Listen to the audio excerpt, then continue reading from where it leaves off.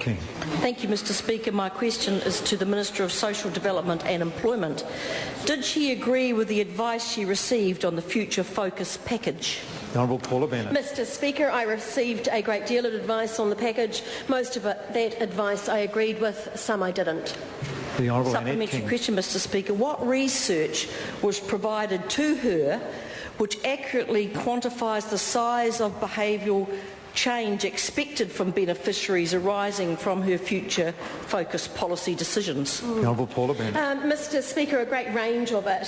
Certainly one of I saw was a Swedish controlled experiment found postponing the medical checks on sickness benefits by 1 week increased the duration of compensation by 6.6%, for example. Point of order, Mr Speaker. The Honourable Annette King. Mr. Point Speaker, of order. I seek leave to table a document which is the regulatory impact statement that said that no research was available to do what the Minister said. Order. Leave is sought to table that document. Is there any objection? There is no objection. Supplementary question, Mr Speaker. The Honourable Annette King. Why would the government put in place a policy that is not backed by research, that she cannot determine how many people would shift from benefits as a result of the policy, that the so-called savings of $200 million over 10 years has been discredited, that Treasury opposes parts of it, that the Attorney-General said does not create a fairer benefit system, and while there are 168,000 unemployed people out there wanting jobs? The Honourable Paula Bennett. Mr Speaker, because for far too long we have ignored the long-term welfare dependency in this country. For far too long it was just put in the too hard basket while 250,000 New Zealanders sat on welfare at the best of economic times under the previous government. That's why, Mr Speaker. Supplementary question. Order. It would be helpful if I could hear answers. Just ask members to be a little more reasonable. Katrina Shanks. Thank you, Mr Speaker. Supplementary question to the Minister. Has the Minister seen any other reports about advice provided to ministers? Honourable Paula Bennett. Mr Speaker, yes, I've seen a number of reports where Treasury advised the previous government there was plenty of money available for tax cuts, for example. I've also seen reports of Treasury advising that working for families would be, quote, ineffective in delivering on its key market target of making work pay. And a particular favourite of mine, I have a quote directly from Michael Cullen which says, I have a very good relationship with Treasury. However, unlike the member opposite, I have no intention of being Treasury's poodle. Point of order has been called, and I apologise, but I just couldn't hear the member call a point of order. Such was the noise from some of his colleagues. Mr Speaker, that was a very lengthy answer, but it related entirely to matters outside the Minister's area of responsibility. Well, the Minister was commenting on reports she had seen about whether or not about governments acting on or ignoring advice, and that's what I believe she was answering the House. It was difficult for me to hear, but that's what I believe was in the answer she was giving to the House, which seemed to me to be in order. Point of order. Point of order, the Honourable Trevor Mallard. Mr Speaker, it was a little hard to hear, but I think she did refer to members opposite as poodles.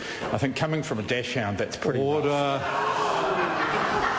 Now, if the member had wanted me to take action on his point of order, he just blew it. I'm not going to, and I'm on my feet, I'm not going to, and I'd ask the member not to do that. Order, I'm still actually ruling on a point of order. And I'd ask both sides of the House to respect that, because that is not, I didn't hear what the Minister said. If she did use a derogatory term, apply a derogatory term to the opposition, she shouldn't do that. And likewise, Honourable Trevor Mallard should not use a point of order to make that kind of comment either. Let's call it at this stage 1-1 and come back to a little more reasonable order. So finish my answer because I was interrupted by the point of order. I'll let the Honourable Paula Bennett finish that answer. And so it was a direct quote from Michael Cullen which said, I have a very good relationship with Treasury. How unlike the member opposite, I have no intention of being Treasury's poodle. She said before. Order. The Honourable Annette King. Thank you, Mr Speaker.